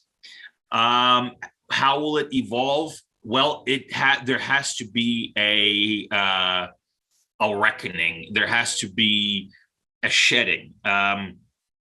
Just like with the .com boom and the .com crash. Really, the reason why the .com boom became a .com bubble, which then burst, was because of a lack of understanding what the internet was about. Because back then, just like with blockchain, and we're really kind of getting out of that phase right now. But a couple of years ago, you can put blockchain into anything and people throw money at you. Right. 2017 or whatever, blockchain, and people are just like, oh, here's money. Yeah, we're going to make $1 million bucks. It was the same thing with the .com, because back in 99, 98, 99, you say .com, you say you know how to use the internet, people just throw money at you because they want to be there too, but they don't know what it is. And essentially what happened was there was easier access to money late in 99 and early 2000. And the people just started throwing money into all these .coms because they were popping up. They were going IPO really quickly. And just because it's a .com and people didn't understand it, and people didn't want to understand it, all they understood was I put money into this, I get more money out of this. because pretty much every single thing, just like, pretty much every single bull market that we have in crypto right now, there are bull markets that are times where like you can't go wrong unless you're a complete idiot. You can't go wrong. You put money into whatever, it'll eventually go up in a real bull market. The same with .coms. People just kept dumping money into stuff just because they saw other stuff make money. And then when things happened, like say this money was not as easily attainable as it used to be because the Fed raised rates, people all of a sudden started to say, oh, wait a second. I got all this money dumped into this company. I don't even really know what it does, except for it does stuff on the internet. And I don't really even know how to use the internet because it's 99, well, because it's 2000 and the internet is still not like a really, really, really well understood thing. We just know it is. I mean, we're still on Prodigy. We're still on America Online here. We're wait a second. How's it different from America Online? And people just started really panicking. Like, okay, yeah, I think I'm good with what I have right now, so I'm just gonna pull my money out and gonna put it into bonds or something. Right. And that just it escalated, and it just and all it had a couple of liquidation events happened, and people started panicking, pulling money out, and everything crumbled because a lot of it was built on BS. A lot of it was built on nothing. These companies were not really providing a useful product or service. I think the blockchain movement in a way is a bit different because it's a different time. Information is a lot more easily attainable. There's a lot more people out there online, and the communities, even though the communities are bigger, they're a lot more connected, which we didn't have 20 years ago. Yeah, of course you had online communities, but they were still kind of fringe communities, right? They were still like news groups type of stuff, and more like a bulletin board type of chat, where you would do more like a Reddit type of community versus, versus even something like, like some like social media, like Twitter or like Facebook or whatnot. Yeah, it kind of feels like the internet. The internet was an entirely different way of interacting with the world. Now, blockchain is living on top of that, so you already have a firm foundation on that end. Right? How do you? I mean, you have. I mean, you did have. your DigiCash, was it? eCash. You had a bunch of. Yeah. So Netscape actually came out with. Yeah, I think it was eCash or DigiCash. Now I can't remember, but yeah, it was actually part of Netscape. Crypto existed back in the late '90s with Netscape. But nobody really used it. I mean, I'm dating myself with Netscape as well, because Netscape, I was actually before Netscape, I was using Mozilla Mosaic for a browser. For all you youngsters, Netscape is what we used before Chrome, Explorer, whatever else you young people are using today for your browsers. That was old people browser. How do you wrap your head around the growth of technology happening exponentially, like so quickly? Like when you were maybe my age, I'm 27 now, and things were like the world itself was a lot slower, right? You had these systems coming, it just felt like the Stone Age, if you look back now in terms of what you could do with the things back then. Then you get breakthroughs here and there, and now you're here in blockchain. How do you keep up with the innovation if you come from a time where people were experimenting and just developing, like just making a good operating system first and foremost, getting the whole personal computer in people's households? How do we get that first and get people to understand what they can do with this? And now you're here in blockchain. And now you're on the horizon of the next era of that progression, of that evolution.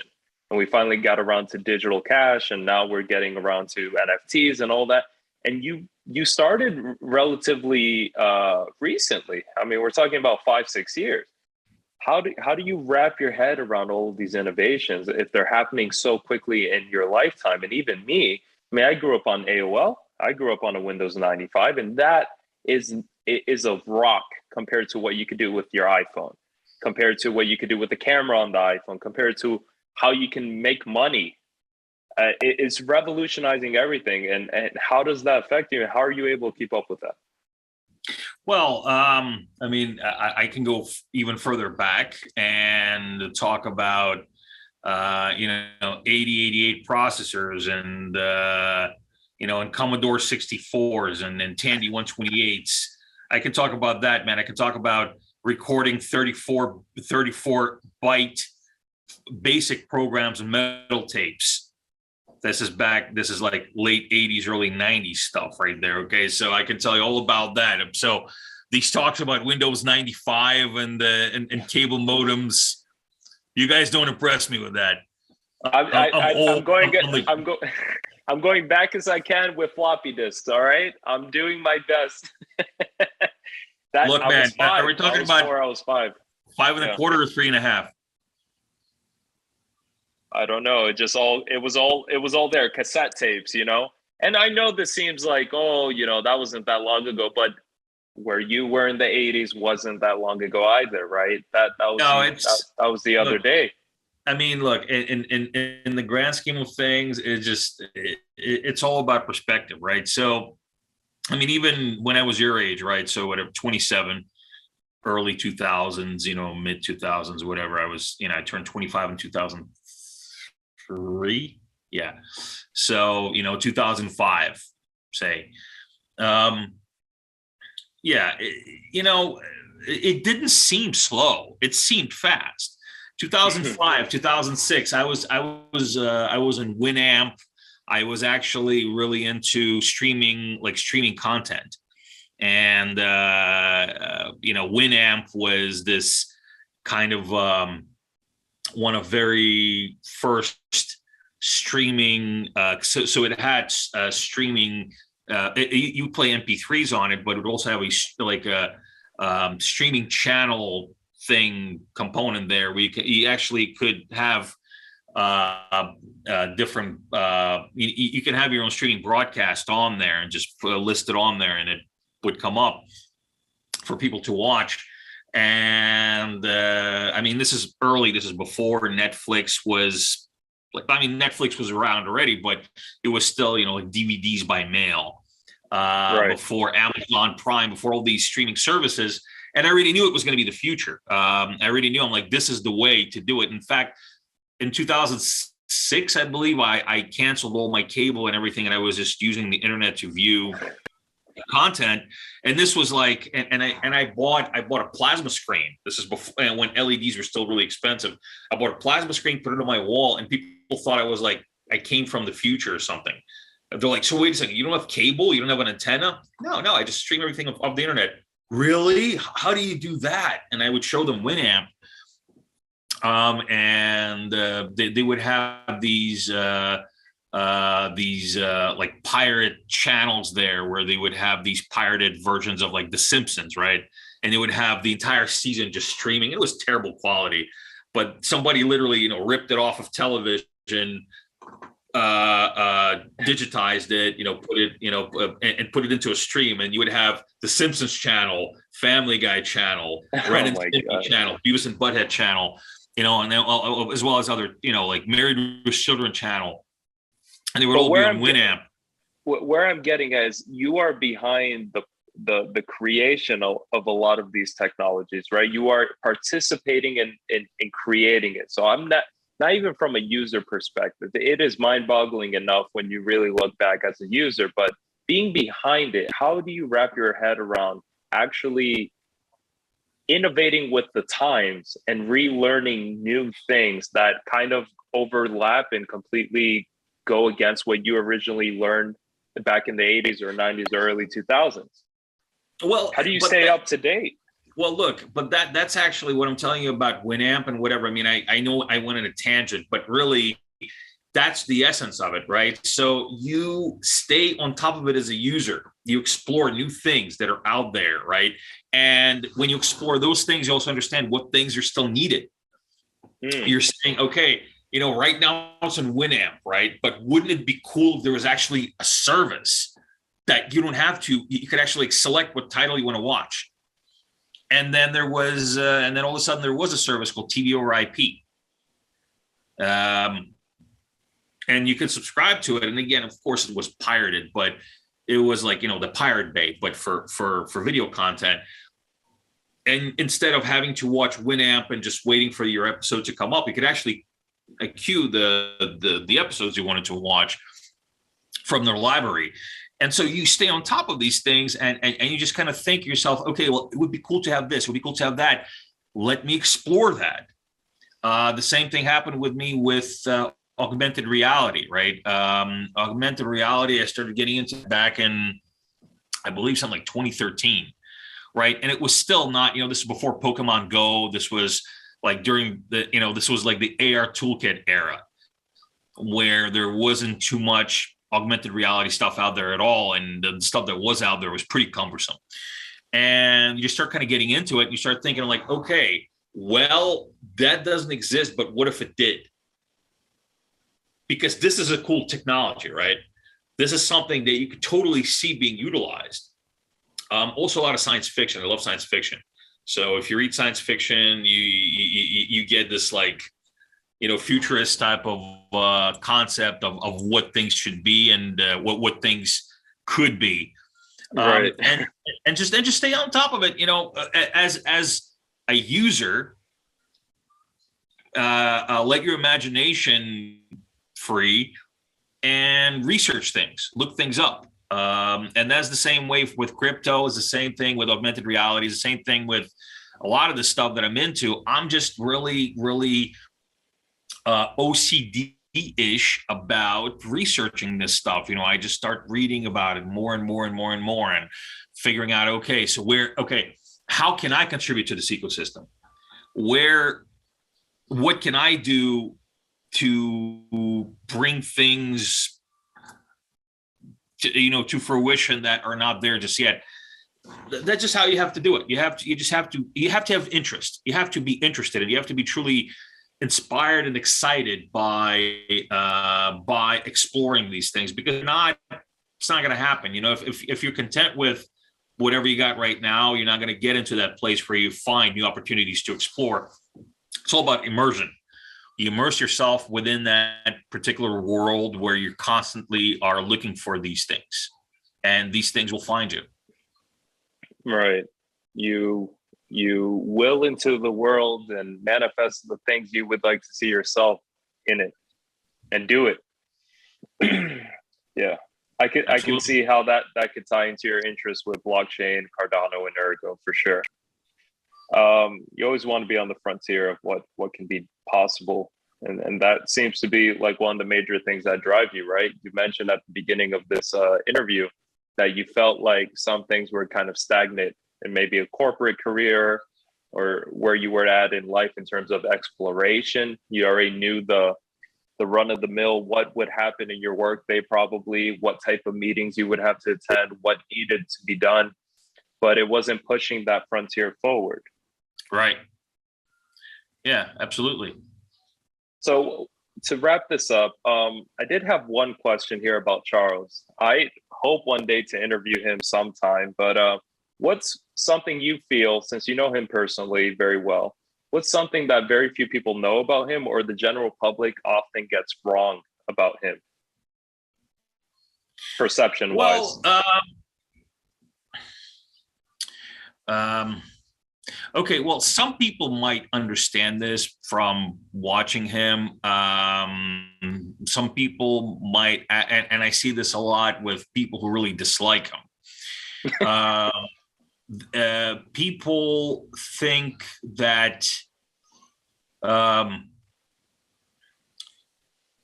that there's like ulterior motives there, right? There's, Charles says one thing but does something else, or Charles is, there's this other, part of Charles that he's hiding, and this is all just a facade. Um, I mean, really, what you see is really what he's like. Like what you see, what he is very honest on AMAs. That's really how it is. Its entirety, he's a good guy. He's a good person.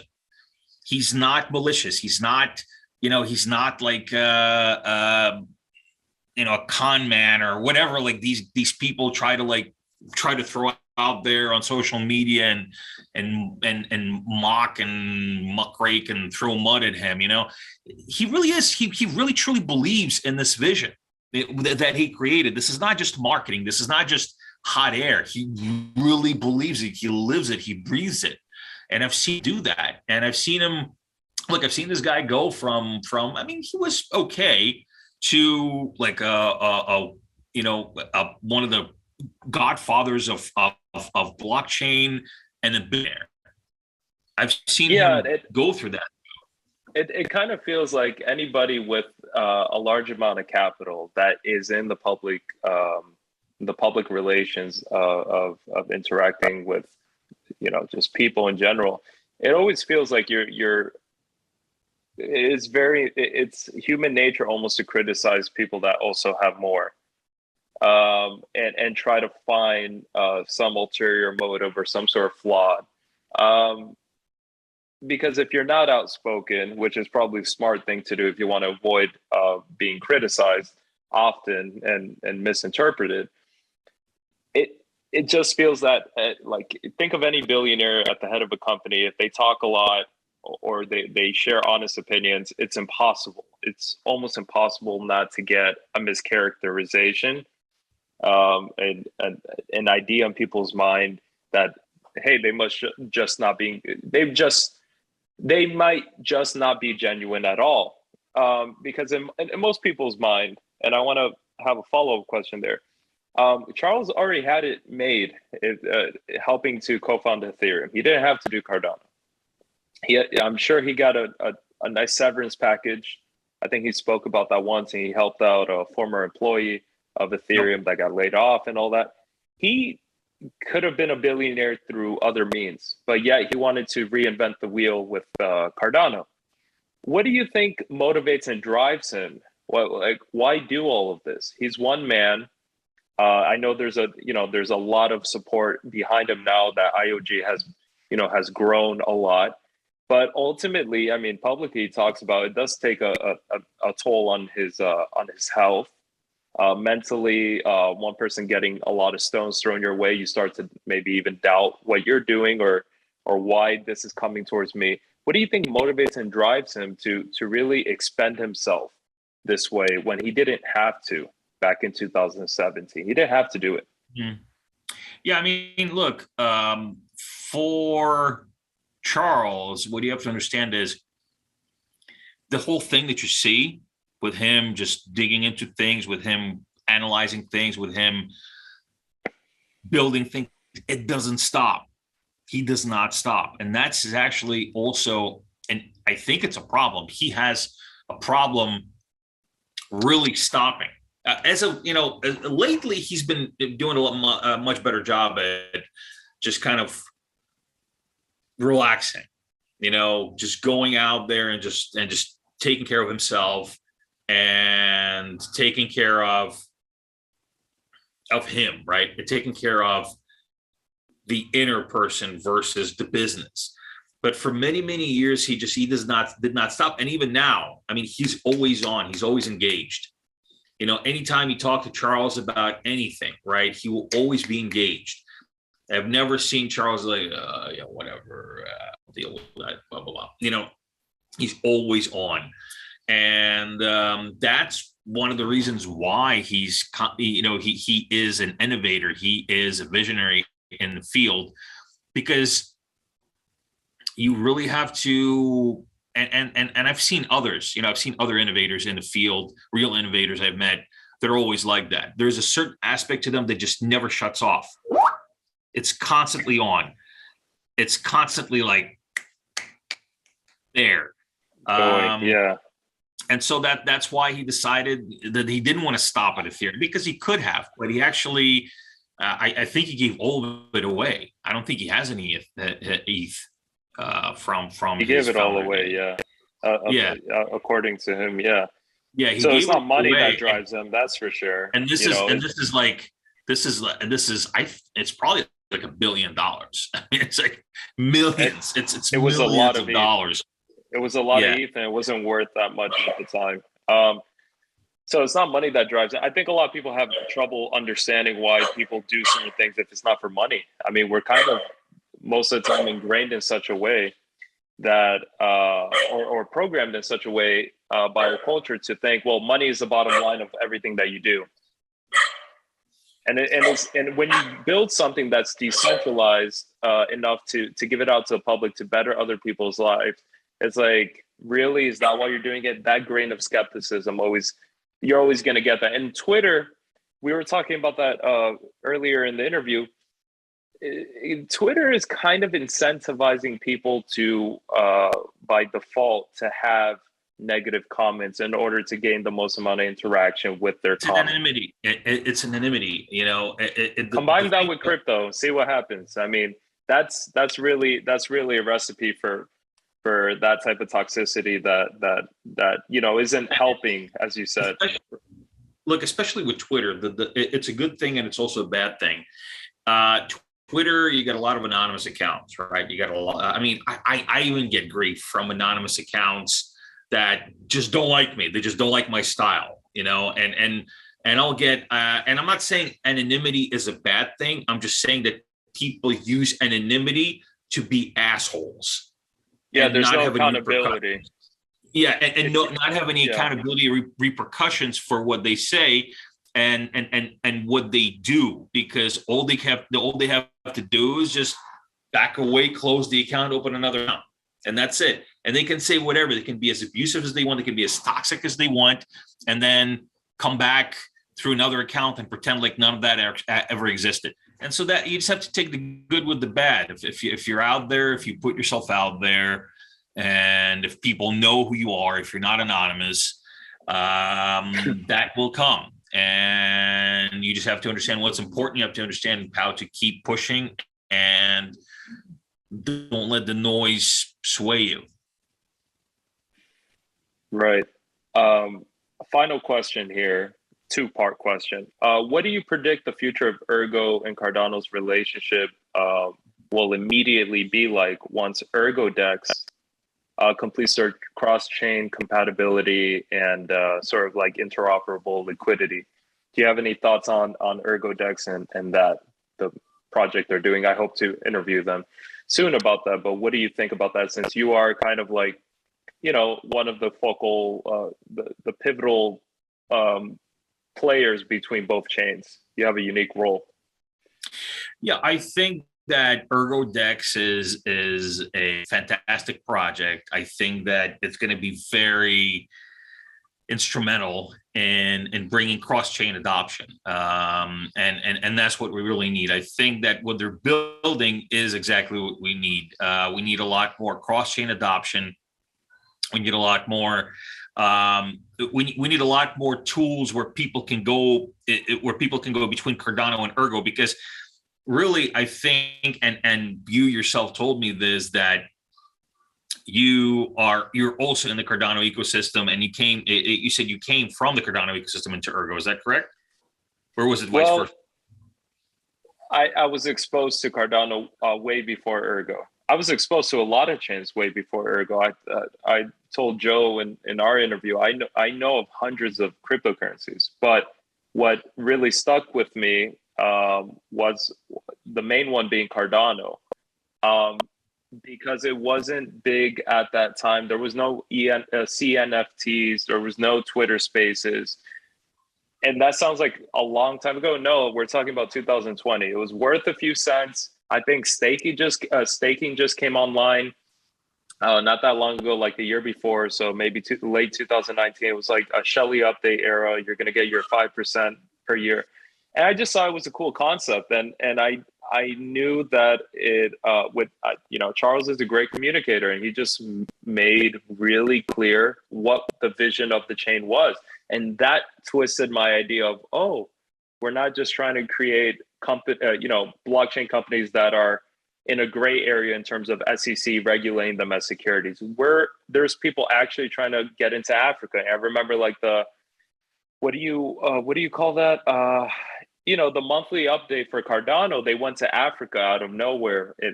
I didn't see it coming, and it was like, hey, we're trying to get digital identities to prove people's grades and grade school, and then Cardano 360, and that just kind of like always made me think like, yeah, Africa, Southeast Asia are the biggest growing populations this century. Why is nobody focusing on that? Why are we all in Silicon Valley trying to get a bunch of billionaire VCs to back our cryptocurrency, right, or get a UST peg or whatever the hell is out there? And that always stuck with me with Cardano. So I always followed Cardano. Ergo came much later because it was so under the radar. It was almost impossible for me to get exposed to it immediately. The idea was, hey, they have a gasless transaction model. And that just stuck with me for a few months. And then I went back and looked into it. And as I looked into it, I just saw a group of people just trying to pull all of these elements together. All of Ethereum's vulnerabilities, all of Bitcoin's vulnerabilities, maintaining Bitcoin's original vision, which of course, like, I think everybody feels some sort of regret that they didn't buy more Bitcoin, that you weren't there earlier, that you didn't get that capital, that you didn't, that you have to buy it at 30,000. That kind of sucks versus $3. And that longing for being early into something where anybody can join and it is open source, that's what stuck with me with Ergo after that. So without Cardano, I guess my formalized opinions about trying to impact the world wouldn't have been as strong. It would have been more of a speculative trader trying to look for the next thing, because I only got into the crypto space relatively late. We're talking 2019, 2020. So it made my life easier knowing ethically, like, there was a blockchain trying to do more than just make money. And Charles made that clear with his little AMAs and stuff that are very kind of like impactful, and talks about other topics, right? Like where we're at in society, and BlackRock owning all of these properties and things like that. So it just gave me like a better worldview about it. So yeah, so I'm very friendly towards both. And actually, this will be the last part of where I talk. I'll let you have the closing answer and thoughts. Going from like the relationship between Cardano and Ergo, we live independently, but we also admire one each other. What do you think the crypto industry could learn from this type of friendly relationship between Cardano and Ergo? How can we incentivize more cooperation between serious projects versus tribalism and polarization? And maybe even interoperability, where we don't have bridges like Wormhole that just, end up hurting the native chain more than helping, because bridge, not built right, exploit, all this money is liquidated. How can we get all of these pieces responsibly, interoperably together, or at least collaboration between chains? Well, just to go back a little bit to what we were talking about before, essentially why I believe the work that ErgoDEX is doing is very important is because it gives the bigger community, which is Cardano, a way to involve themselves in Ergo, which is basically a lot of the Ergo people come from Cardano. And that's just a fact. And it's a great thing because, and I hope that I'm also helping to facilitate that as well. And I see, more and more of our OGs coming through to also be involved in the Ergo community. Like McCracken, like Conrad from Bladepool, as well as many other ones.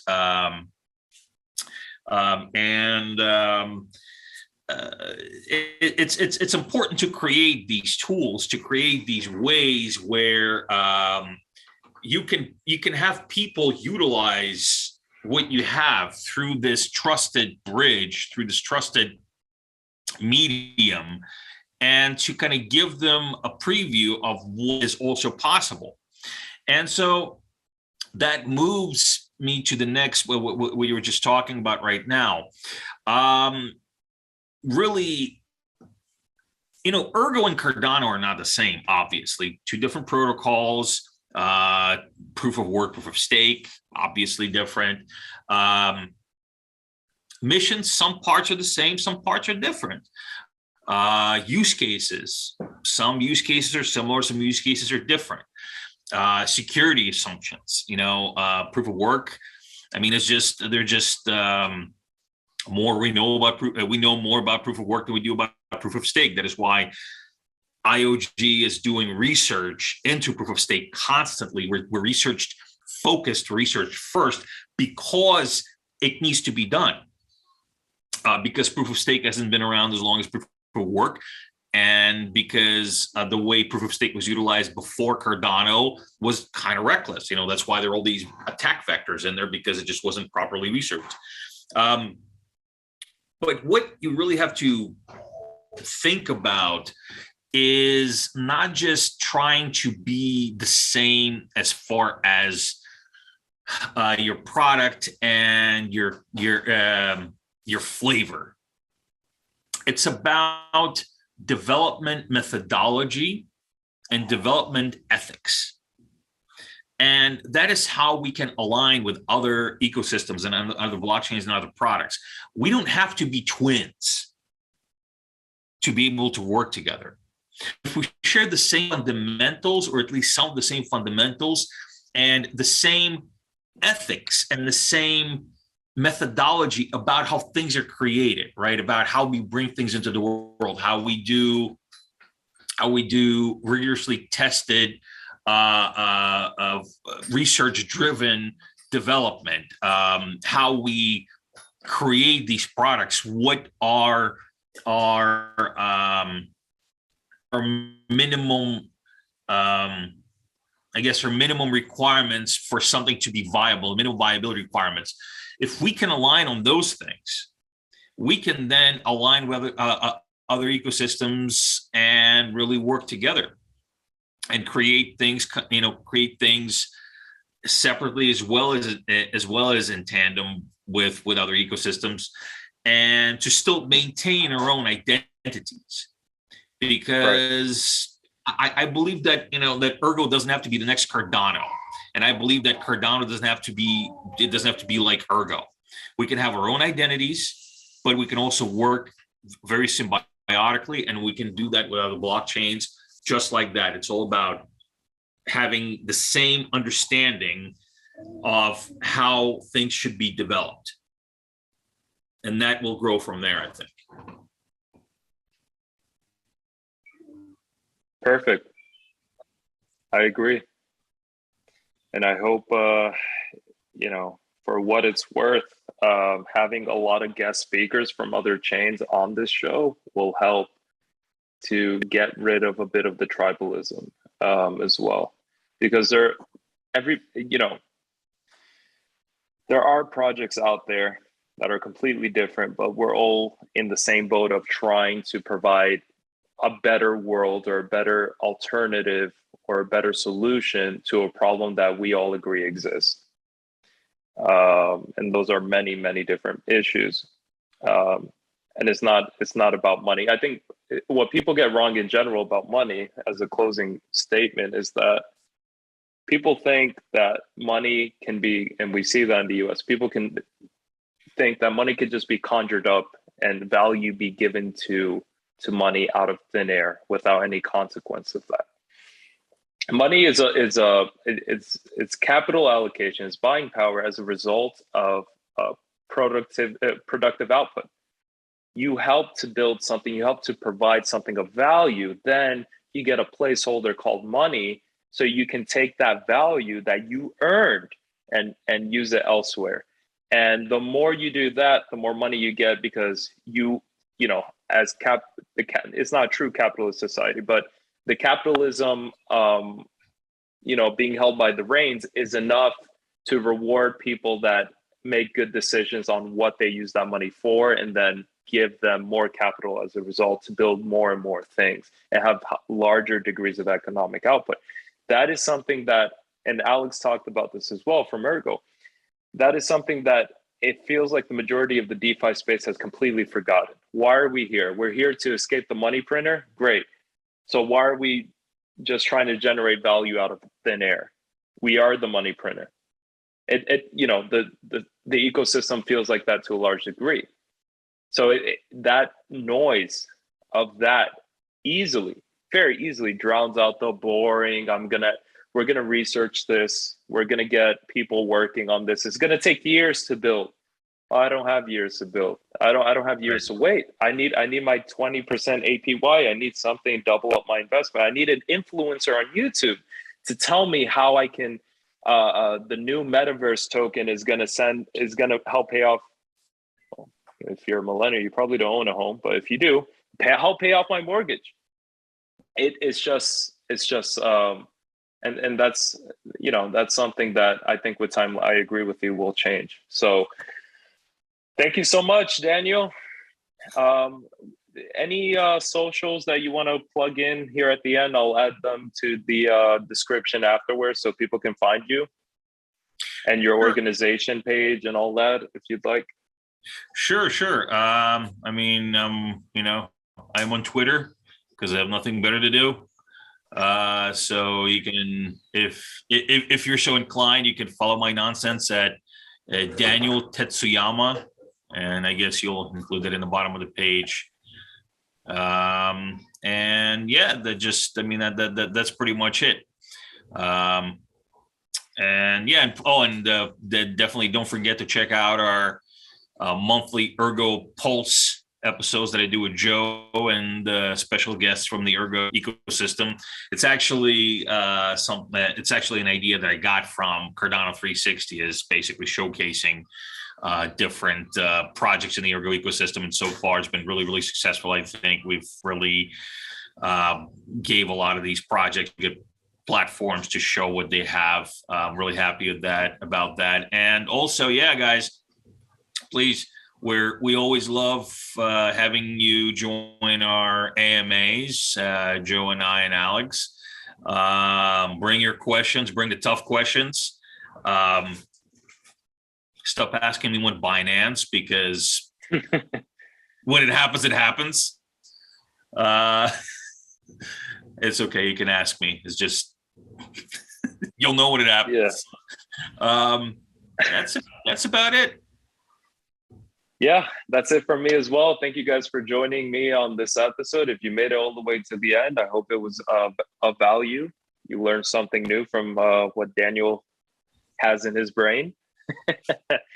And just make sure when you reserve your hotel rooms, you get 2 rooms in it. Just kidding. Yep. Or one big one. One big one you can put a divider in. Yeah. Well, thank you so much for your time. I know you're very busy, and I was lucky enough to get you on this side of the world in the East Coast. One last thing. What led you to live in Japan? I think a lot of people are curious about that. Like, how'd you end up in Japan?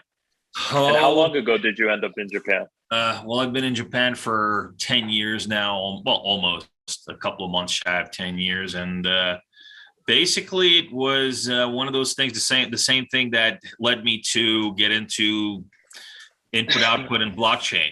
It was just one of those things where I was not happy. And I thought to myself, okay, how can I make my life better and different, and kind of bring back this, excitement and wonder of what's going to happen tomorrow. And I decided to, I need to go somewhere where I haven't been before and live there, and really experience something new, just to get my head back on. And I was going to go and be in Japan for a few months, and then come back with a fresh new perspective on things. And fast forward 10 years later, I'm still there. I'm not leaving anytime soon or ever. I got a wife, got a son, and very, very happy. So that's great. That's great. Everybody, check out Japan. They're very, very, very innovative culture, and it's always interesting. A lot of people in America are kind of self-absorbed. They don't want to leave the country. Many people don't have passports. Check out the world. Yeah. Open your minds. All right, everyone. Thank you so much. See you in the next episode. Thanks for having me.